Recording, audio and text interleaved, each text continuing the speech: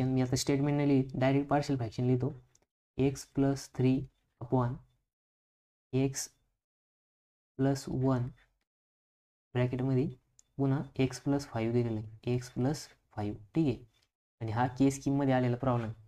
मग आता बघा इथं काय आहे की आपल्याला फ्रॅक्शन जे दिलेले आहे तर ते सोल्युशन लिहायचं. ठीक आहे. Solution x plus 3 upon x plus 1 आणि एक्स प्लस 5. ठीक आहे.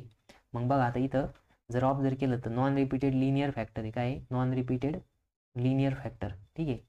मग नॉन रिपीटेड लिनियर फॅक्टर जर असेल तर एक्सपान्शन कसं होईल, नॉन रिपीटेड लिनियर फॅक्टर्स. ठीक आहे. नॉन रिपीटेड लिनियर फॅक्टर जर असेल तर इक्वल्स टू मध्ये काय येणार आहे, ए अपॉन फर्स्ट फॅक्टर काय इथं एक्स प्लस 1 प्लस बी अपॉन काय येणार आहे, बी अपॉन सेकंड फॅक्टर काय इथं एक्स प्लस 5. मग इक्वेशन नंबर 1 येणार. आता याच्यावरून इक्वेशन नंबर 2 फाइंड आउट करा.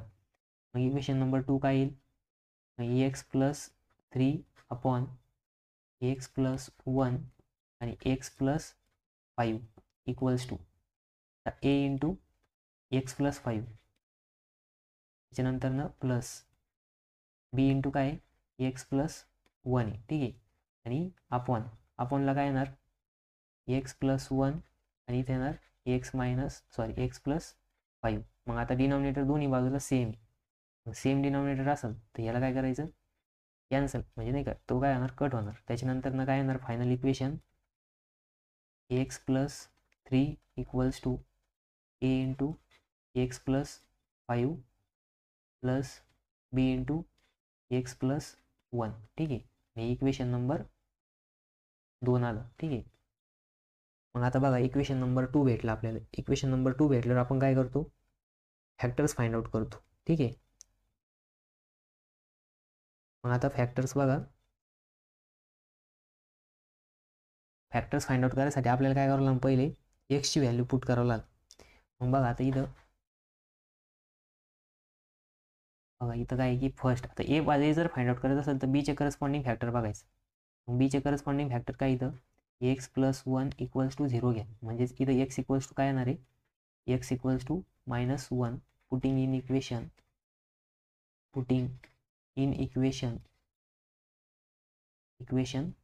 2. मग इक्वेशन 2 मध्ये पुट करा. मग इक्वेशन 2 काय आहे, एक्सच्या जागेवरती काय घ्यायचं सांगितलं आपल्याला -1 plus 3 equals to A into ब्रॅकेटमध्ये इथं काय आहे एक्स आहे. मग एक्सच्या जागेवरती काय घ्यायचं -1 प्लस 5 त्याच्यानंतर प्लस बी इंटू ब्रॅकेटमध्ये काय येणार -1 प्लस 1. ठीक आहे. मग बघा इथं -1 प्लस 3 इथे येणार आहे 2. तर 2ला प्लस साईन येणार कारण की 3 मोठा आहे. ठीक आहे. मग नंतर ए इंटू ब्रॅकेटमध्ये -1 प्लस 5 ए इंटू ब्रॅकेटमध्ये काय येणार इथं येणार आहे 4 प्लस बी इंटू इथं काय येणार 0. मग बघा 2 इक्वल्स टू 4a प्लस 0. मग ए इक्वल्स टू काय येणार 2/4 म्हणजेच ए इक्वल्स टू येणार 1/2. ए इक्वल्स टू काय आलं 1/2 आलं. मग आता बघा एची व्हॅल्यू भेटली. आता बीची काढायची. मग बी काढायसाठी एचे करस्पॉन्डिंग फॅक्टर बघायचं. एचे करस्पॉन्डिंग फॅक्टर कुठला आहे, तो दिलेला आहे एक्स प्लस 5. मग बघा त्याला इक्वेट 0 करा. मग बघा इथं एक्स प्लस 5 इक्वल्स टू 0. मग इथं काय येणार x equals to -5 putting in equation number 2 मध्ये पुट करायचं. मग बघा इक्वेशन नंबर 2 मध्ये जर पुट केलं तर इथं काय येणार, आता एक्सच्या जागेवरती -5 plus 3 equals to A into -5 plus 5 त्याच्यानंतर नेक्स्ट येणार प्लस बी इंटू ब्रॅकेटमध्ये -5 प्लस 1. ठीक आहे. मग बघा आता -5 प्लस 1 काय येणार, मग इथं -5 प्लस 3 इथं येणार आहे 2 त्याला मायनस साईन येणार equals to A into +5 -5 0 plus B into ब्रॅकेटमध्ये काय येणार -5 प्लस 1 -5 प्लस 1 काय येईल बघा -5 आणि +1 इथे येणार आहे -4. बघा -2 इक्वल्स टू आता a इंटू 0 0 होणार आणि b इंटू -4 -4b होणार. ठीक आहे. मग इथे येणार b equals to -2 upon -4. b equals to काय येणार 1/2. b इक्वल्स टू काय आलं 1/2. ठीक आहे. नंतर नेक्स्ट आता a ची व्हॅल्यू पण 1/2 आली आणि b ची व्हॅल्यू पण 1/2 आली. ठीक आहे. मग आता आपल्याला काय करायचं, a आणि b भेटले, a आणि b ची व्हॅल्यू इक्वेशन नंबर 1 मध्ये पुट करायचं. मग इथं बघा a equals to 1/2 and b equals to 1/2. Putting in equation number 1. Equation number 1 मध्ये पुट करा.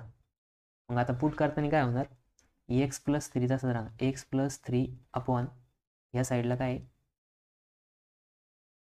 x+1 आणि इथं आहे x+5. ठीक आहे. इक्वल्स टू एच्या जागेवरती a ची value 1/2 upon x+1 plus 1/2, b ची व्हॅल्यू 1/2 आणि इथं दिलेलं आहे x+5. ठीक आहे. आता इथपर्यंत लिहिलं तरी पण मार्क भेटून जाते. ठीक आहे. किंवा तुम्ही याचं एक्सपान्शन केलं 1/2 कॉमन घेतला तरी पण चालतं. ठीक आहे. मग इथं फर्दर जर केलं तुम्ही तर इथं 1/2 जर कॉमन घेतला तर इथं येणार 1/x+1 त्याच्यानंतर प्लस 1/x+5 आणि हा ब्रॅकेट कम्प्लीट. ठीक आहे. आणि इथे येणार आहे x+3 अपॉन x+1 आणि x+5. ठीक आहे. मग याला आपलं फायनल आन्सर.